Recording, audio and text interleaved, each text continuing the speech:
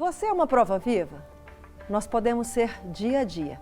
A prova viva de que Deus existe, de que Deus transforma. O que Deus fez em sua vida? O que Deus faz? Se é prova viva, está aqui no nosso programa que começa agora e vai levar até você uma história que revela o poder de Deus em nós.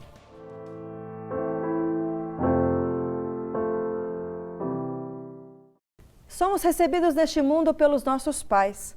A maioria das pessoas vive no momento do nascimento e durante a infância essa experiência de amor entre pais e filhos. O nosso convidado de hoje teve um começo de vida diferente. Ele passou por muita rejeição. Rejeições até com tentativas de tirar a vida dele. Como foi isso? Conheça agora comigo a história deste homem que teve muitas experiências difíceis na vida. Foi andarilho, morou em lixão e vai compartilhar agora conosco o drama que viveu com os pais. O final é surpreendente. Receba o pastor José Wellington, da Igreja Presbiteriana do Serrano, em Belo Horizonte. Olá, pastor José Wellington, seja bem-vindo ao programa. Obrigada por aceitar o convite e trazer a sua história para nós, de dificuldades, mas também de glória e de poder de Deus. É muito bem-vindo. Amém. Obrigado, é um prazer, pastora, estar aqui com você. Pelo o que eu já descrevi, do que nós soubemos, já é uma história intensa desde o início. Desde o início. Desde o nascimento. Desde o meu nascimento. Né? Fique à vontade, então, para nos dizer sobre isso. O meu nascimento, né, como está lá no Salmo 139, quando o salmista diz que meus dias foram escritos e determinado quando nenhum deles havia ainda, de fato, há um tangenciador da história que é Deus, né? E é Deus que dá o dom da vida é de Deus, né? E naquela circunstância eu sou fruto de uma família de 8 irmãos, né? Minha mãe nunca foi para o hospital para ter neném. E na ocasião do meu parto, né? Ela não sabia que estava grávida de gêmeos. Sempre ela mandava meu pai sair para a roça e só voltar quando ouvisse o choro da criança, né? Mas naquela ocasião, meu pai não ouviu o choro da criança, voltou e encontrou ela desmaiada. A bolsa já havia estourado e ele levou ela para o hospital. Nós morávamos cerca de 30 quilômetros da cidade de São José do Belmonte. E lá no hospital foi dramático o parto, né? Porque teve que fazer cesárea. E dos gêmeos, né? O Hélito, que sou eu, e o Washington, que era o meu irmão, eu nasci com possibilidade de quase zero de vida, né? Assim, o médico falou que eu não ia sobreviver. Provavelmente pela demora de ter tido parto e pela bolsa ter estourado, alguma coisa aconteceu que nenhum da minha família sabe explicar o que houve, né? Mas o fato é que minha mãe leva a gente de volta para o sítio e naquela certeza de que eu não ia viver, ela se devotou as atenções mais para o meu irmão e me abandonou. Quem ficou cuidando de mim foi a minha irmã. Inclusive, eu fiquei com a minha mãe até os 5 anos, né? A história que eu estou contando aqui agora, foi contada pela minha irmã, para que eu entendesse o porquê de tantas coisas que a minha mãe tentou fazer em termos de tentar me matar. Isso porque, quando nós voltamos para casa, minha mãe o médico tinha dado alguns remédios para que aliviasse um pouco do meu sofrimento. Diz a minha irmã que eu chorava a noite inteira, não parava de chorar. E uma noite minha mãe acordou com muita raiva e falou para o meu pai que eu não morria. Por que eu não morria? O médico falou que eu não ia viver. E lá no interior, quando o médico disse que não vai viver, eles absorvem isso com muita certeza, né? E naquela ocasião da noite, que ela prepara todos os remédios e coloca numa mamadeira e coloca na boca do neném que estava chorando. No outro dia eu acordo chorando, meu pai vai lá e percebe que meu irmão Washington tinha morrido. Estava morto com intoxicação. Aquela noite, aquela criança que estava chorando não era eu, era o meu irmão. A mamadeira foi preparada pela sua mãe, mas com um intuito específico? Adriana, assim, na mente a forma com que a minha irmã conta, Provavelmente que minha mãe deva ter sofrido aí uma depressão muito forte, depressão pós-parto, e ficou um pouco desnortinada, né? Porque ou tentando acelerar o processo da minha morte... Já que já tinha o diagnóstico do médico que você já iria morrer. Exatamente, já tinha o diagnóstico do médico que eu ia morrer, então ela tentou aí acelerar o processo, né? Só que naquela noite era o meu irmão que estava chorando, não era eu. E aí aconteceu toda uma projeção onde ela começou a projetar a culpa da morte do meu irmão em mim. E aí eu me lembro que pelo menos algumas vezes ela tentou me matar com um travesseiro, eu não podia ficar sozinho. E convivi com minha mãe até os 5 anos de idade. Nesses 5 anos de idade, as lembranças que eu tenho da minha mãe, ela me jogando dentro de uma cisterna, com mais ou menos 20 metros de profundidade. Meu pai me conseguiu tirar, me resgatar daquela cisterna. Um outro feito foi ela fazer eu andar em um percurso de 10 casas no sítio, pronunciando as palavras esmolinha para São Vicente, para quem mija não sente, e ela dava uma chicotada nas minhas costas. E isso é porque eu fazia xixi na cama, e alguém tinha dito para ela que se fizesse dessa forma, nunca mais ia fazer xixi na cama. Era como se fosse uma simpatia. Uma simpatia, alguma coisa nesse sentido. E eu me lembro que fiz o percurso até a 5ª casa, depois de muitos vergões nas costas, desmaiei, meu pai me levou para casa, e naquela noite, minha mãe acorda com a dor de dente, falando que estava com a dor de dente, e abriu a porta, desapareceu. Depois de alguns dias, meu pai tentou procurá-la, mas descobriu, teve a triste notícia de que ela tinha fugido com outro homem. E nessa circunstância toda, meu pai era um homem trabalhador da roça, não bebia, começou a beber, descambou para a bebida, por vício. Até um dia um moço chegar com um caminhão na porta do sítio, dizendo que meu pai tinha vendido o nosso sítio e que era para nós subir em cima do caminhão que ele ia levar a gente para a rua. Chegamos na rua, meu pai nos coloca com alguns móveis, alguns objetos num canto de uma praça, 8 irmãos, e ali ele começou a olhar para o povo passando na rua. À medida que as pessoas iam passando, ele começou a chamar. Falou: "O senhor não quer pegar um menino desse para a senhora?" "Não, olha lá, aquela dali já até trabalha." "Ah, o senhor está dando?" E eles começaram a pegar, a levar cada um dos meus irmãos. Fortuitamente. Exatamente. E eu com 5 anos de idade comecei a olhar para ele e comecei a perceber assim, que havia alguma coisa que não estava normal, que não era normal. Porque na minha mente eu questionava assim, por que ele está fazendo isso? Por que ele não está lutando por nós? Por que ele está entregando assim? E ali começou a me brotar um amargo na boca e aquilo entrou para o coração afora. Hoje a gente chama de ódio, né? Um ódio mortal, terrível do meu pai por ele estar fazendo aquilo. Isso com 5 anos? Com 5 anos de idade. Quando terminou de dar todo mundo, só ficou eu e ele. Eu sentado no canto da praça e ele ali em pé, sem olhar para mim, olhando assim para a rua. Passou uma enfermeira, uma senhora chamada Maria Ferreira, que hoje é minha mãe, pelo menos de criação, né? Ela passa e ela tinha ajudado o parto da minha mãe. E ela passa, meu pai chama ela reconhece ele, diz assim: "Você é o pai dos gêmeos, né? E aí, o menino morreu?" E ele falou assim: "Não, olha lá, aquela peça está ali no canto, não morreu não. O outro que não era para morrer, morreu. Mas ele está aí. Só não quer pegar ele, não?" E essa senhora então olha para o meu pai e fala assim: "Mas o senhor não pode fazer isso não, ué. O senhor é o pai deles, o senhor tem responsabilidade com eles, o senhor não pode fazer isso não." E ela começou então a discutir com meu pai, né? E ele falou assim: "A senhora não quer ele não? Então tchau." E saiu caminhando para a rua fora.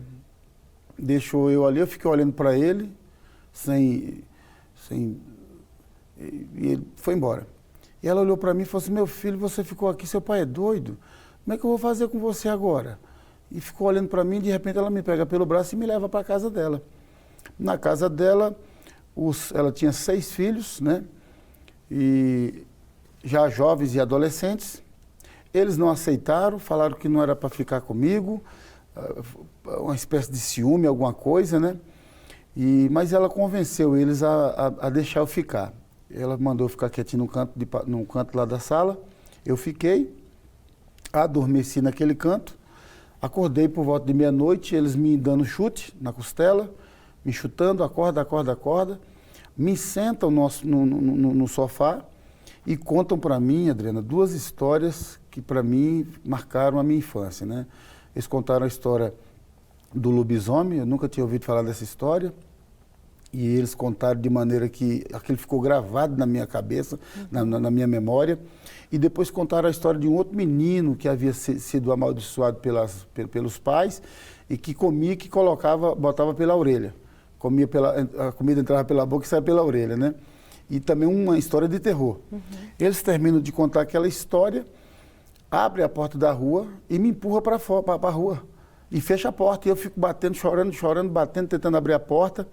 Não consegui abrir a porta, olhei para uma esquina, olhei para outra e vi de frente de uma praça uma árvore. Então corri e subi nessa árvore, onde fiquei ali à noite, mas lá para a madrugada eu adormeci. Eu dormi e vim a cair de cima desta árvore, quebrando o meu braço em dois lugares, né? Fui pego por essa enfermeira, que ela veio de manhã cedo do plantão, né? Acordei no hospital, eles já tinham colocado o meu braço no local, engessado, e quando chegamos em casa, os meninos falaram assim, olha, ele fugiu, nós ficamos procurando a noite toda por ele, ele fugiu. Eles fizeram uma mentira nesse sentido. Segura só um pouquinho, pastor, só um minutinho. Fica comigo, tem mais história, mais prova viva do poder de Deus. A gente volta já.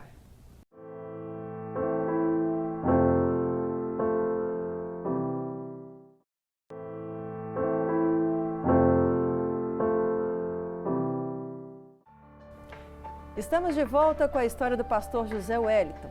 Do nascimento dele até hoje, ele vem experimentando o que é favor de Deus. Ele é prova viva mesmo. Pastor José Wellington, o senhor vem de uma história, então, desde o início, com tentativas contra a sua vida, de matá-lo, de tirar a sua vida, de rejeição, né, de abandono. E aí, para nesse momento em que essa moça, essa senhora, com outros filhos, te acolhe na sua casa.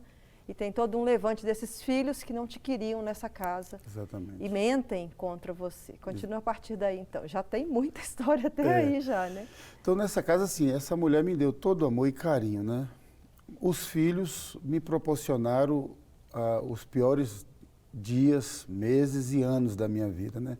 Eu só comia quando todo mundo comia, eu nunca dormi numa cama, era no chão, eles não permitiam eu dormir nada, era no chão mesmo. E mesmo que essa mulher me desse algum lençol, um travesseiro, eles iam lá e tomavam. Então, assim, a minha infância toda foi marcada por dentro dessa casa, tendo essa mulher me dando amor e carinho, mas os filhos com toda a hostilidade possível, né?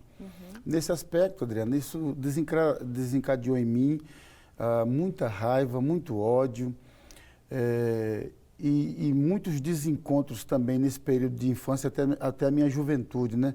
Trabalhando com trabalho escravo, eu fugia dessa casa porque não aguentava tanta judiação, dormia para a rua fora. E a minha infância toda foi uma infância marcada por um desprezo, com exceção dessa senhora que me acolheu e me deu essa oportunidade. Mas em detrimento das pessoas daquela cidade, ou dos filhos dela, o que eles puderam fazer para me proporcionar a tristeza, dor, mágoa, eles fizeram. E aí, nesse sentido, assim, eu tive toda essa infância perturbada, conturbada, e também a juventude, né? Desenvolvi a questão da violência, e nesse sentido me tornei violento, com sede de vingança, com sede de querer matar meu pai, com sede de querer matar minha mãe, até um ponto dessa mulher me chamar e falar assim, escuta, eu te peguei naquele dia na praça, na verdade eu não ia fazer aquilo, mas eu escutei dentro de mim uma voz falando comigo que era para pegar você e levar para casa, porque um dia você seria o arrimo, o nosso arrimo, eu não sei porquê. Olha. Mas o que eu sei de você até aqui é que as pessoas querem te matar, você é um menino violento, você... Não há perspectiva, né? A palavra, na verdade, que ela usou comigo na época foi assim, você não tem futuro, você é um sem futuro. E aquelas palavras me tocou o coração, me chamou a atenção. Então eu pensei comigo, se eu tiver que morrer, eu não vou morrer aqui não, eu vou morrer em outro lugar. e resolvi então vir embora. Onde... Dos 5 anos, quando ela te pegou, até esse período, você ficou na casa dela com essa senhora, com essa família? Não, fiquei fugindo, fiquei dormindo para a rua fora, trabalhei na Bahia, num corte de cana com 12 anos, fui para o Maranhão também, trabalhei num trabalho escravo, de corte de cana também, os trabalhos... Quando você trabalhava nesse lugar, você não voltava para casa, você não, ficava lá? Ficava lá, exatamente, porque é muito distante, né? Um outro estado, né? Então você saiu da casa dela efetivamente com 12 anos, é isso? Saí muito, na verdade eu saí muitas vezes da casa dela, Entendi. né? Muitas vezes eu saí da casa dela. Nessa trajetória dos 5, 6 até os 12, 13 anos eu saí muitas vezes. Mas 2 saídas definitivas foi a partir dos 12 anos. Indo trabalhar na Bahia cortando cana e uma outra no Maranhão, indo para o Maranhão cortar cana. Imagino que dessa história também de trabalho escravo, você deve ter outras histórias, outros desmembramentos a partir daí, de dor, inclusive. Sim, né? de dor, de violência. Você imagina você estar num corte de cana com 800 trabalhadores, cada um com 2 facão na mão. Sem polícia, sem regras, sem lei, sem nada, né? Então, nesse sentido, eu conheci o meu mentor da violência, um homem chamado Eronildo, onde nesse corte de cana, por eu ser de menor, as pessoas começaram a abusar de mim, mandar eu fazer comida, lavar roupa deles, outros me batiam. E esse Eronildo era um homem muito, assim, temido nesse corte de cana, um homem muito bravo, muito violento. E ele falou comigo assim, ó, eu vou comprar sua briga, a partir de hoje ninguém vai mexer com você mais. Mas é o seguinte, quando eu te mandar fazer alguma coisa, você tem que fazer. Que se você não fazer, eu te mato. E às vezes o moço estava lá amolando o facão e falava assim, vai lá, mete a mão na cara dele. E aí? O cara que escolheu ser seu mentor, sim, te incitava a brigar. Me incitava a brigar. Aí eu ia lá e tinha que meter a mão na cara do cara, e o cara vinha com facão e eu tinha que me virar nos 30. Muitas das vezes ele interviu e outras vezes não. Ele deixou eu sofrer. Quase morri, tomei facãozada e foi aí que eu desenvolvi a violência em mim. Foi aí que eu perdi o medo da violência, foi aí que eu perdi o medo de morrer, foi aí que eu perdi o medo de qualquer coisa. Eu passei a não ter medo mais de nada, a partir desse momento aí. E aí nesse período então de idas e vindas, em que ficava um período trabalhando, cortando cana, outros voltavam para casa e encontravam com essa senhora, né? Aí que ela pegou e te disse essa situação de você não ter futuro. De eu não ter futuro, que eu ia morrer naquela cidade e etc. Então essas palavras me tocou e eu resolvi ir embora. Então eu gastei de São José do Belmonte, Pernambuco, até Governador Valadares, 96 dias. Eu vim com outro rapaz chamado Cícero, né? Mora em Contagem. E nessa viagem nós passamos por muitas coisas. Fome, sede, frio. E aconteceu também muitas manifestações de Deus, assim. Deus nos protegendo, Deus nos livrando, Deus nos provendo alimento para nós.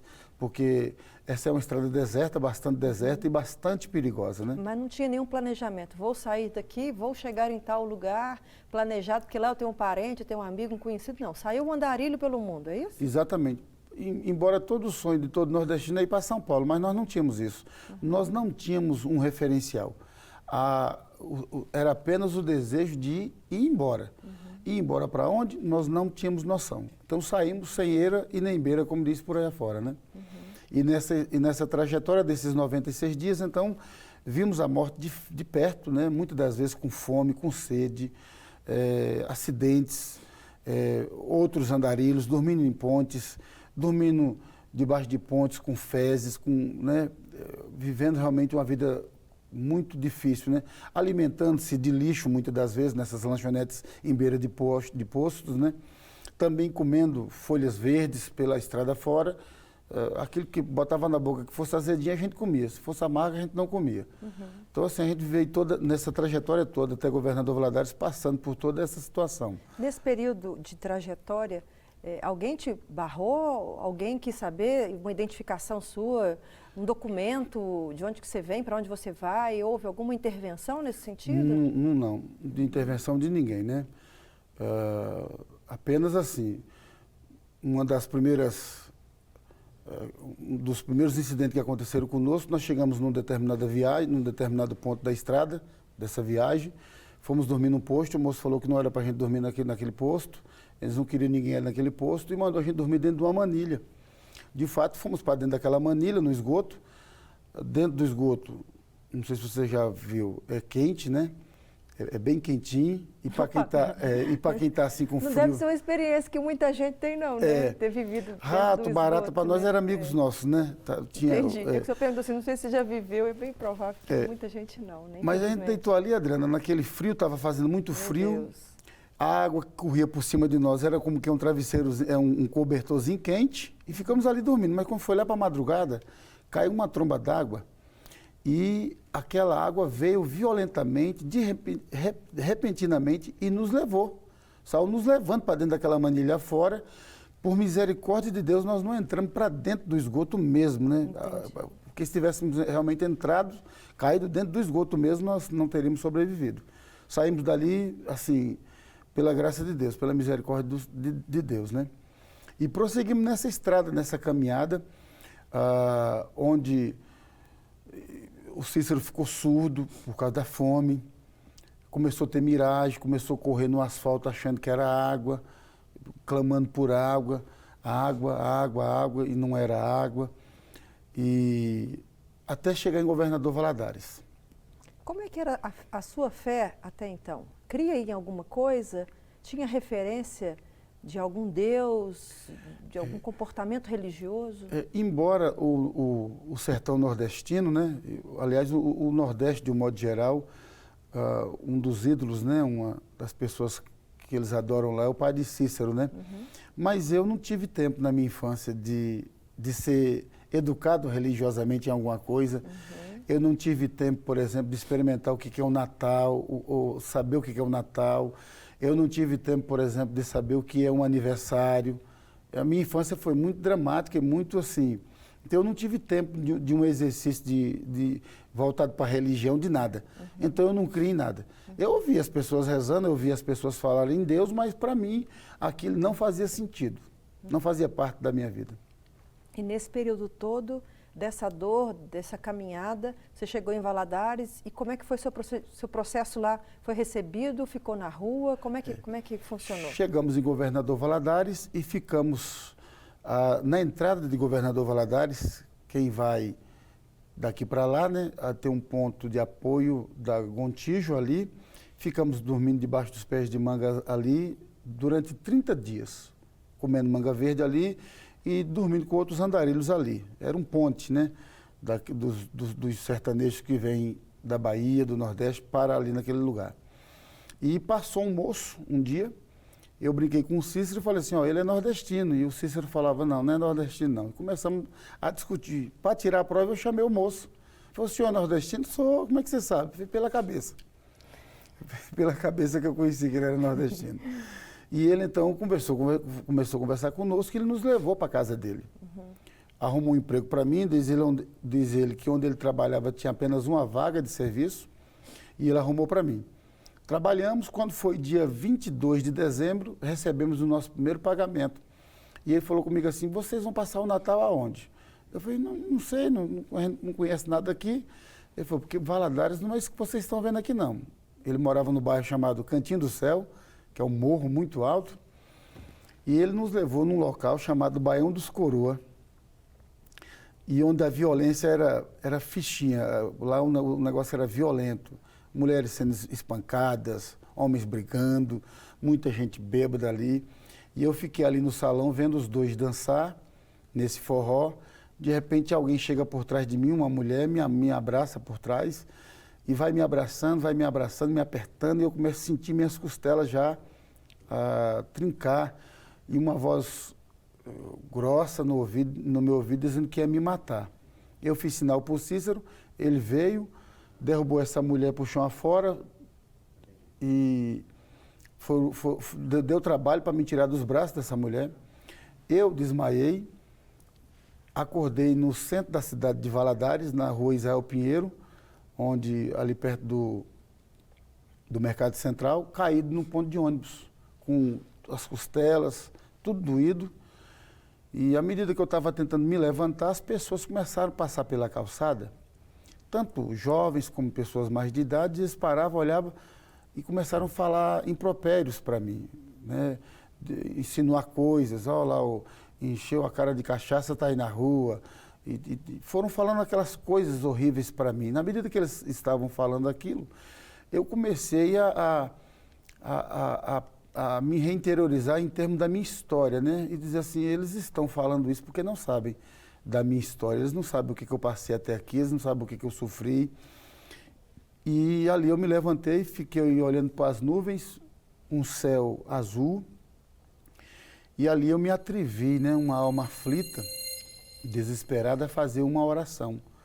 E acredito que foi oração e que foi ouvida, né? Porque muitas vezes a pessoa fala assim, não sei orar. Orar é falar com Deus, orar é falar o que está no seu coração, né? E naquele dia eu levantei os olhos e falei assim, eu não acredito que o Senhor existe. Eles dizem que o Senhor existe, mas eu mesmo não acredito, não.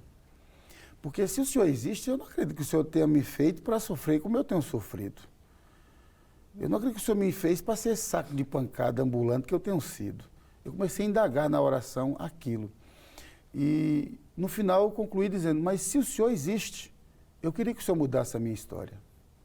E é claro que, Adriana, às vezes as pessoas falam, às vezes as pessoas esquecem do fundamental da oração, que é você ser honesto com Deus. Porque Deus conhece, a palavra nem chegou à nossa boca, Ele já conhece toda ela. Então, se tem alguém que aguenta ouvir a verdade nua e crua do que a gente sente, do que a gente pensa, é Deus. E naquele instante eu pude fazer aquilo, dizer que eu não acreditava, mas que se Ele existisse, Ele mudasse a minha história. Pastor José Wellington, eu vou pedir que o senhor dê uma pausa na sua história. De maneira inédita, o nosso programa vai acontecer nessa história do pastor José Wellington em 2 programas. É tão vasto, é tão intenso, é tão profundo, é tão impactante o que Deus fez na vida deste homem, o que ele passou e o que ele recebeu de bênção, que nós decidimos então colocar um outro programa complementar para dar continuidade a esse assunto e essa história que ele trouxe. Então eu te convido na próxima semana para nós partirmos, a partir deste momento em que ele clama por Deus na vida dele, que ele faz uma prova com o Senhor, para ver se esse Deus realmente existe e se existe o que ele poderia fazer por ele. A história do pastor José Wellington é muito mais rica em detalhe, mas nós não podemos ficar realmente em todo o tempo dedicado para descrever tudo isso. Mas já deu para ter uma ideia do que esse homem passou. E no próximo programa, ele vai contar a partir daí o que o Senhor fez, como ele tomou conta da vida do pastor José Wellington e que tem acontecido até então as maravilhas, os milagres e a cura a partir daí. Quando o Senhor entra na vida, não tem jeito, muda toda a história. Então eu te convido. O Prova Viva vai ficar por aqui e até a nossa próxima semana com a continuação dessa história maravilhosa do poder de Deus, que é pura prova viva. Deus abençoe.